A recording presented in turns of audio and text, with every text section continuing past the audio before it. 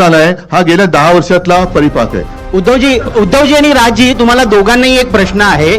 पण दोघं एका वेळेला माईकवर बोलू. आणि मुंबईच्या निवडणुकीमध्ये आंतरराष्ट्रीय राजकारणाने एंट्री घेतली हे आम्हाला काल डोममध्ये दिसलं.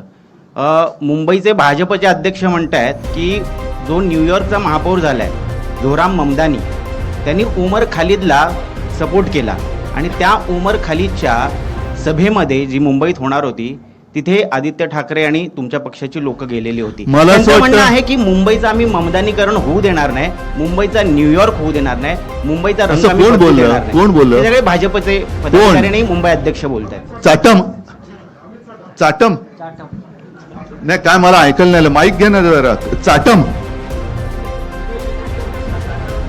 उद्धवजी, मुंबईची निवडणूक आली.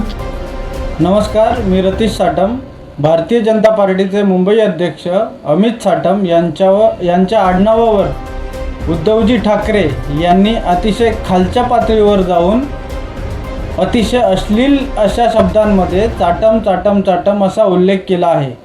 हा आडनावाचा अपमान एकट्या भारतीय जनता पार्टी अध्यक्ष अमित साटम यांचा नसून महाराष्ट्रात राहणाऱ्या समस्त साटम आडनावाच्या नागरिकांचा आहे.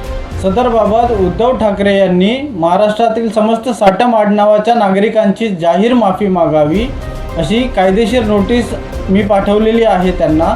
जर त्यांनी तसे न केल्यास पुढील कायदेशीर कारवाई त्यांच्यावरती चालूच राहणार आहे. धन्यवाद.